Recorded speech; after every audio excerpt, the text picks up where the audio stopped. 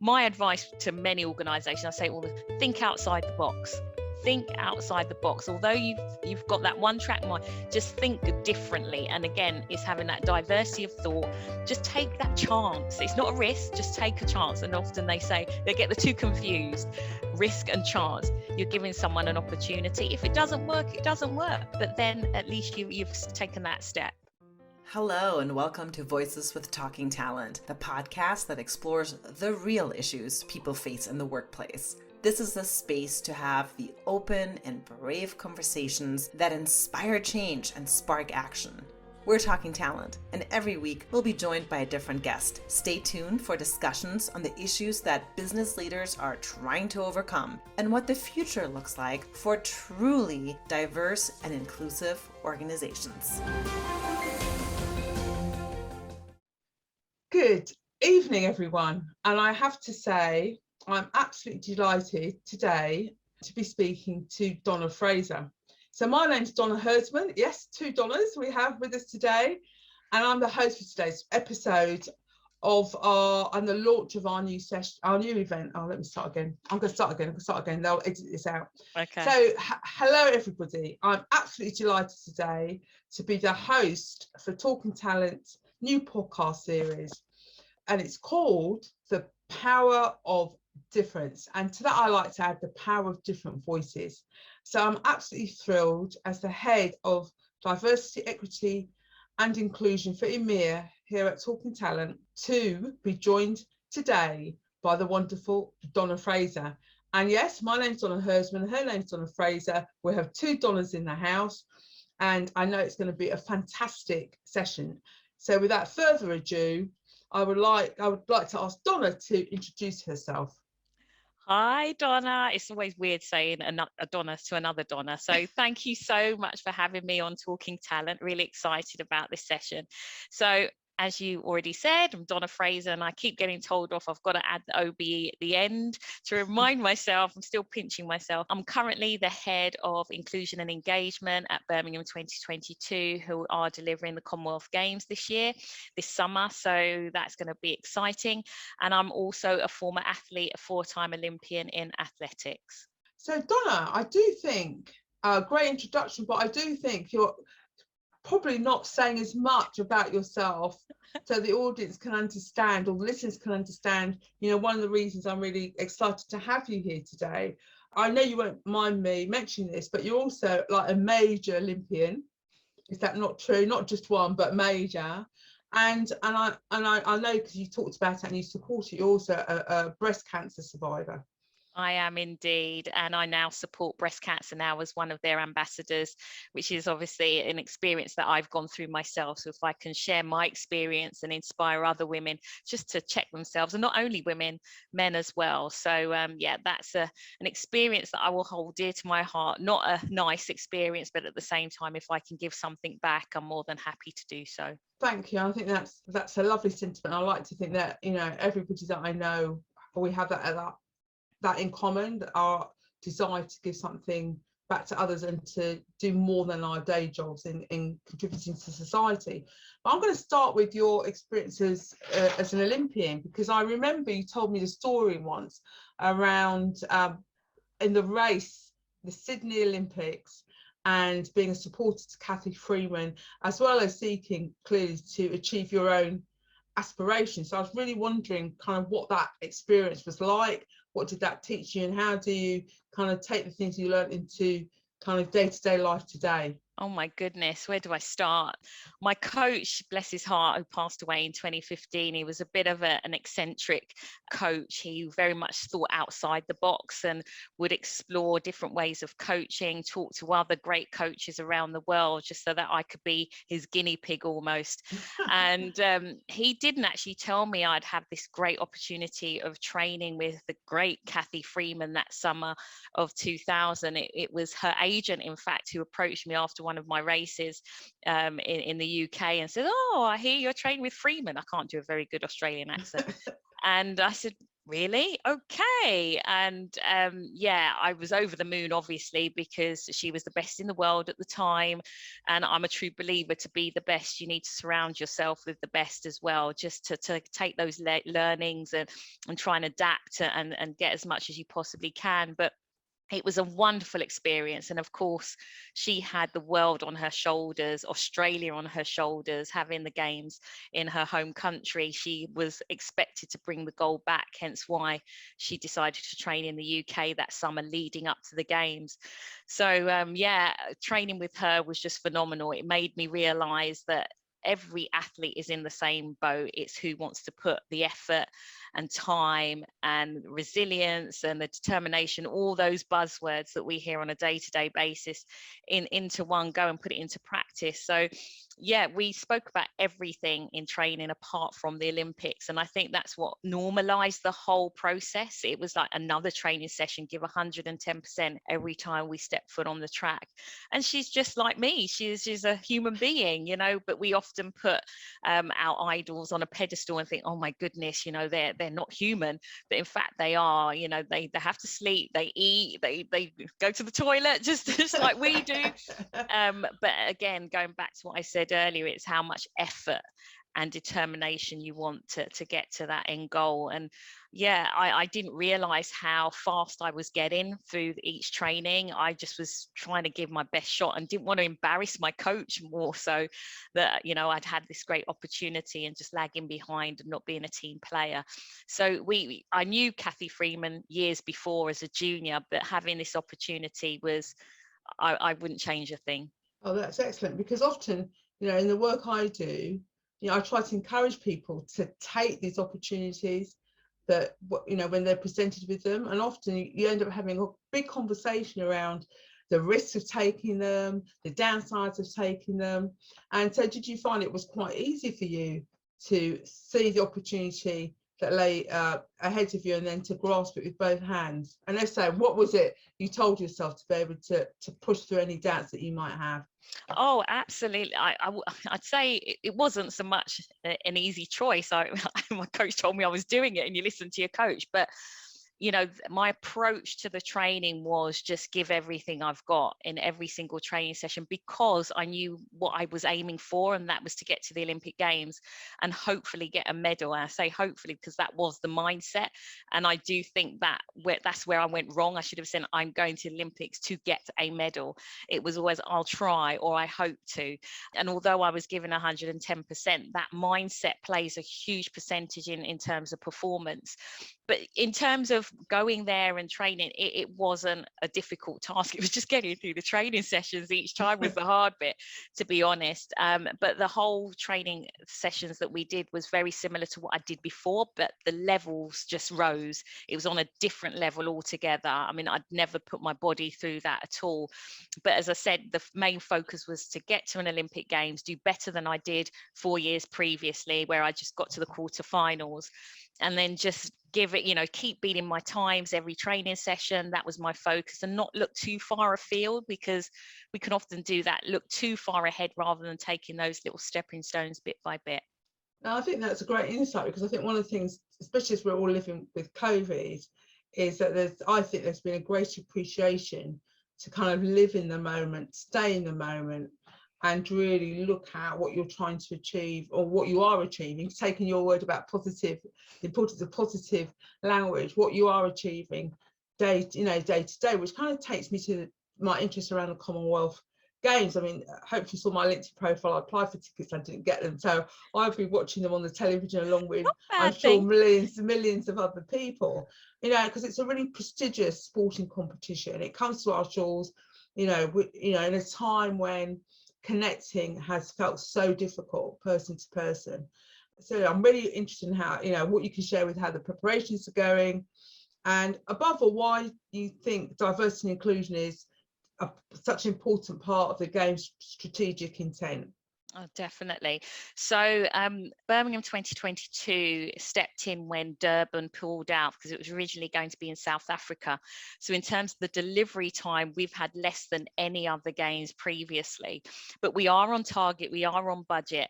There is what comes with that when you have a games in terms of less years to deliver comes pressure. So we are definitely seeing that since the January onwards, it's just been on a rat race. You know, the pace has really ramped up in terms of what we're doing as an organising committee. But our insight in terms of what we want to deliver as a games, we're saying it's the games for everyone. And even from my perspective as an athlete, I always knew the Commonwealth Games as being the friendly games, and it is completely different from an athlete's perspective to an Olympic Games. I don't know why, but I always felt quite homely, and it was that family atmosphere, even amongst athletes. And I've been to four Olympic Games, but 3 Commonwealth Games, and they're completely different. But for us at Birmingham 2022, ED&I is absolutely at the core. It's the first games where we've had this role as head of inclusion and engagement in place. We've also got a safeguarding lead, the first of its kind. So they've really taken the bull by the horns and said, you know, this matters to us. And we are saying that it is the games for everyone, where games will be accessible and inclusive. So that piece of work is just integral in terms of all the delivery plans that the organising committee, functional areas, the departments, as it were, in layman's terms, will be delivering. That EDI is not a standalone entity. It has to be weaved into everything that they're doing. And what will success look like?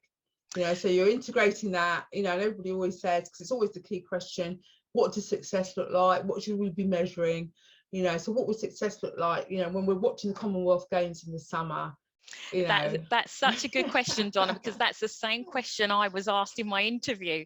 And I said, you know what success will look like for me is what the community say and what the people say and the experience they've had at the games, whether you're a spectator, a volunteer, someone who's working here at the organising committee. Yes, we hope to fill every single seat at every single competition, but it's the experience, that spectator experience, that official experience, that's what success will look like. If they've not had a good time, then we've failed as an organising committee.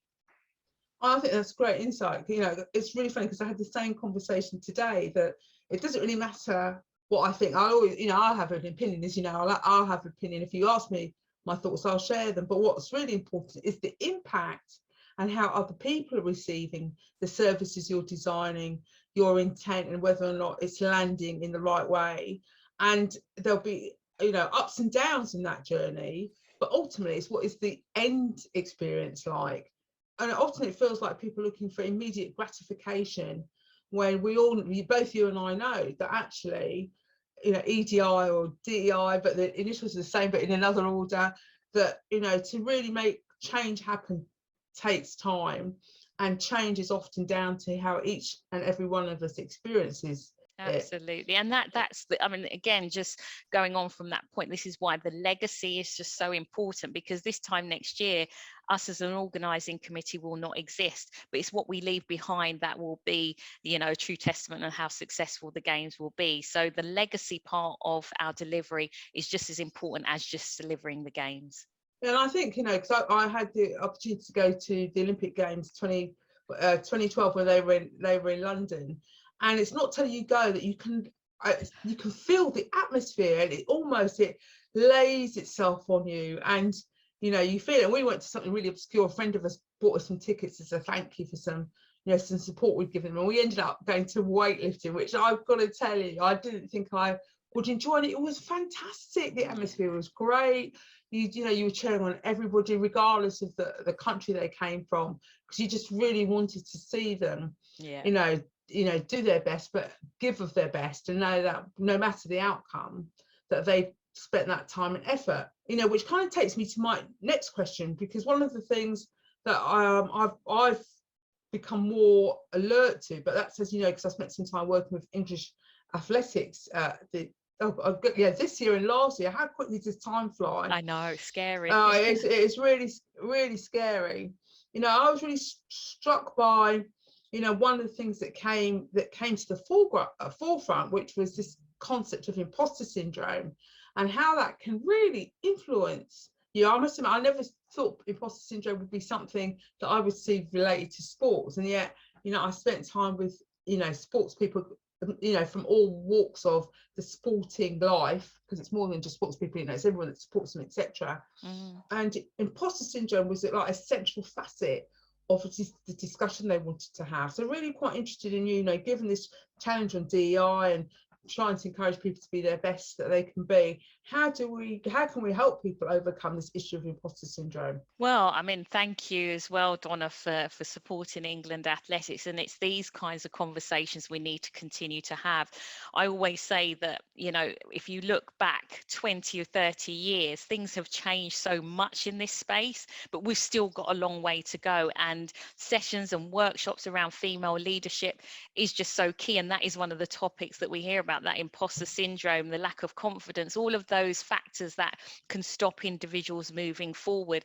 But this is where sport can really bring it together. And in World Athletics, for example, are really, really keen to support female leadership and get more females into those top roles within athletics. Obviously, I can only speak for athletics. I'm not sure about other sports, but I know sports are really focused on D&I, and D&I seems to be the hot topic at the moment. Over the last few years, you know, everyone's talking about D&I, but what does that truly mean? And you and myself have been in this world of D&I for a number of years, and we can see the pigeon steps that are being made. We should be going leaps and bounds, but at least we're having the conversation, and more of that needs to happen, especially in organizations, authentically, and not be a tick box exercise, because at the end of the day, we're dealing with human beings and their personal experiences. And for me, if we can create that platform to help shape them moving forward and help support them, that's our role almost done. You know, and I really love those, you know, those sentiments, because I think conversations are really quite critical, and conversations where we listen to each other as opposed to listen to be ready to respond, which is often the case. You know, people are so quick to tell you it must be your problem or start questioning your lived experience, that, you know, rarely do people say, what did it make you feel like? What was the impact on you? So I think the beauty of these conversations is you can get beyond the let me tell you my story, and you can really get into, and how did those things impact on you, and as a result of the impact, what did you then do? You know, because I think it's only when you go down that path we begin to truly understand that words make a difference, because I think we often think they don't, but they do. But one of the things that also struck me this year in particular, you know, and again, I don't know if it's true for athletics, was that one of the concerns is that the grassroots, so, you know, where people first get that first exposure to any sport, but especially things like athletics, that a lot of the grassroots building blocks have been affected exponentially more so than other areas by the impact of the pandemic. And I wondered if you kind of were seeing that kind of impact in the sporting world, and if so, do you think there's a parallel in the business world? Absolutely. I always say in anything that those lessons learned and experiences in sport mirror what can happen in business. And I always say to athletes that I speak to, you've got so many transferable skills that you use as an athlete that you can transfer into the world of business. But going back to your point around the pandemic, I think the pandemic really taught us a lot. Unfortunately, grassroots sport did suffer somewhat, and even elite sport did, because, you know, venues were not open, which then could have led to it has led to a lot of mental health issues. So that whole D&I conversation actually elevated almost, you know, how are we looking after each other? That connectivity and support really came to the forefront. But I think for me, you know, we got to use that as a positive. I know that unfortunately some people lost family, friends through this whole pandemic, but it certainly brought people together and really looking out for one another. And that's what D&I is. It's seeing difference and how people react to certain situations, and how can you support them moving forward. But yeah, I think, you know, and I'll go back to Nelson Mandela's quote that he says, sport has the power to change the world, and it certainly does. I mean, the Commonwealth Games will be the first major competition in this country that hopefully, fingers crossed, will have spectators. and it will bring people together. And you've used the Olympics as an example that how you felt. Unfortunately, you haven't got tickets this time around, but there's another opportunity for you to get involved, whether that's watching on TV or getting out in the street and watching the marathon. Who knows? But you can still feel included in this, and that's what sport brings. And so you think that's something we could also make sure comes through in business? Oh gosh, yeah. And let's say, what do you think we can do as, when we're in the business world to help drive that, what feels like a feeling actually, that create a feeling where people feel not only that they belong, but that they feel included and able to actually to celebrate other people's success, which is what I'm hearing you talk about. Definitely. I think that the best example I can give from an athlete to where I am now is a relay team. Now, there's 4 of us in a relay team. Not all of us may have done well or even done an individual competition prior to that, but we come together to perform well, and hopefully, I use hopefully all the time, don't I, get that gold medal. So if you transfer that into the world of business, you have teams, you have departments, pretty much like where I am now at the Commonwealth Games. We will have different departments delivering something. Our end goal is to give the best Commonwealth Games. Therefore, we need to work together. We need to share that baton. We need to row together in sync to make sure that we deliver come this summer. So absolutely, the mindset and our approach in sport is exactly the same. And as you mentioned, that sense of belonging, but being included in the decision making, understanding that conversation piece. Of course, me and my coach, for example, would have our differences, but we'd always have that conversation, some of them tougher than others, but we were honest with each other. And that's what you also need in business, that open and honest conversation, because otherwise, as my coach would always say to me, Donna, if you keep doing the same thing and expect a different result, that's not going to happen. So it's the same thing in business. You have to sometimes navigate your way through to get a good result that you want at the end of the day. Absolutely. And, I think one of the things that you said, the pandemic's really shown huge light on parts of our life, which have now coming together. And I see it a lot in the business world. And one of those areas is around this issue of well-being. And I can still remember when I first met you, when we first turned up for the first ever judging session for Black British Business Awards, and people kept referring to Donna, and both of us would turn around at the same time. And so we got to know each other, and you were very open with me. You spoke a bit around your breast cancer challenge, and the reason I want to talk about it now is I'm really interested in the kind of support you had. So I remember you telling me about the support, because we're finding with wellbeing still being top of the agenda, there's a real concern as people keep saying, the pandemic's behind us, that we're going to forget around this importance of wellbeing. So anything that you can share with me and the listeners, I'd be extremely grateful. Oh, definitely. So, I mean, for me with that pandemic, what I was finding was exercise was my go-to, even though I do it regularly. But it's that mental and physical side of things that I think people started to realize the impact of being stuck indoors and being told that you had to stay indoors, and how just going out for a walk, I mean, the influx of people walking in parks just went through the roof. But well-being is key in the workplace. You've got to have that emotional well-being in the workplace. You need that support network. With the example you've given through my breast cancer journey, it wasn't just the care nurse, it wasn't just the surgeon, it was my family, it was my friends, it was my colleagues at work, although I didn't tell them until later on in the day, simply because I just wanted to get on. I just wanted them to see Donna, not, oh, wrap me in cotton wool and, oh, are you okay? Because that's not the kind of person I am. That everyone is different, but that's how I dealt with it. Just be as normal as you possibly can. I'll just deal with it, because it's something that I can't change. We're in this situation. I just have to do what I need to do. But support network through any tough time, whether it's at work or at home, is just so important. And what the term I tend to use is the team behind the team. I had a team behind me. That was when I was an athlete, when I was going through my breast cancer journey. I have a team here.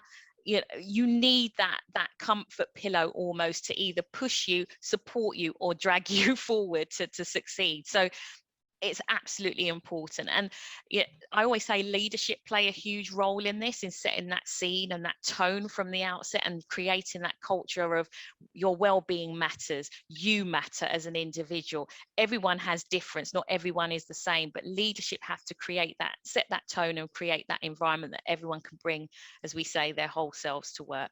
I totally agree with those sentiments. But one of the things that really struck me about what you said was, you decided when you were going to tell people, and often I think what gets lost in the narrative, especially in the D&I space, is there's an expectation that if you get invited to have a conversation or to participate or share part of your life story, that you have to share everything there and then. And I like to think, and I would encourage people to think, you have to give people freedom of choice for them to decide when it's right for them. So I'm glad you really make the point, because it's quite subtle, but I find it can really lead to a connectivity, because on one hand, someone goes, I've invited you to speak, and you go, okay, well, this is what I want to talk about. And what they want is to hear so much more, without necessarily appreciating that sharing those most sensitive parts of your life can actually create, result in you kind of reliving trauma. Absolutely. And this is where I think organizations play a huge role. If you create that culture and that platform that people can come forward and give as little or as much as they want to, then at least they feel comfortable doing that, but allow people to feel comfortable. And that isn't always the case. With my coach, he thought that I'd tell him everything, and I did tell him everything. But yeah, if he didn't allow me to do that, then I would have probably just hid away in the corner. We wouldn't have had that honest relationship that we did have, because he knew me better than I knew myself half the time. And that's that whole emotional intelligence piece as well, knowing your team, understanding, oh, well, that person's shy, maybe they're better over here, and understanding where they fit better and where they can thrive. And I think that takes me to this point of in culture, because often I hear people, because in their minds they've got what they think is the perfect type of person, and therefore what they're looking at people, they're looking to see whether or not they fit within the parameters that they've predetermined for themselves. And I wonder actually if that could end up with us under recognizing the sheer volume of talent that people have within them, because we are blinded by our own expectations to what talent looks like, feels like, sounds like at any given moment. And one of the things that strikes me around sport, for instance, is the work that's done at community level, where often people are shaping themselves, wondering where they're going. And I wonder if I'm seeing a move for more organisations to spend time at community level to begin to influence them. So again, what do you think we in business can learn from sports, where community kind of tends to be the heart of where many of sporting people start? Yeah, definitely. I think you've hit the nail right on the head. Community is at the heart of it. So that whole corporate social responsibility piece, get out there and really hear those lived experiences, because we can often, when you're in an organization, live in your organization bubble, can't you, and forget what's really going on in the ground. Here we've got a community engagement team at the moment, and they're working so hard getting into the heart of the communities to understand what the games will bring for them and what the benefits there are, and also really understand the challenges communities are going through, because it's easy to sit in the ivory tower and say, right, these are our goals as an organization, but is that quite landing and understood out in the communities that you're trying to serve and engage with? That's the question mark. So my advice to many organizations, I say, well, think outside the box. Think outside the box. Although you've got that one track mind, just think differently. And again, it's having that diversity of thought. Just take that chance. It's not a risk, just take a chance. And often they get the two confused, risk and chance. You're giving someone an opportunity. If it doesn't work, it doesn't work. But then at least you've taken that step. And I think it's quite easy to assume that the payback's going to be instant, but sometimes actually the payback happens sometime significantly later in life. And I've heard stories, both from you and I, and I share some of my stories with you as well, where kind of an intervention, no matter how small, paid dividends later on, because what they did was plant the seeds in me and in you about actually our ability to go beyond anybody's views of us, because actually nobody understood what our ability was, including ourselves, and it's a journey of discovery. So, sitting where you are today, I guess, I'm going to ask you an horrible question. If we were to look forward, in 5 years' time, ideally, what would you want us to be saying about the 2022 Commonwealth Games? Oh my gosh, that it was the best Commonwealth Games I've ever attended, ever watched. That's it. That's all I'm asking for. It's not much, but I think anyone who will be engaged with the Commonwealth Games would have seen other Commonwealth Games. And if I'd like to say, well, I know it's a simple fact, is we've got many firsts. And when we're thinking through an ED&I lens, we are the first to have more medals for women than men.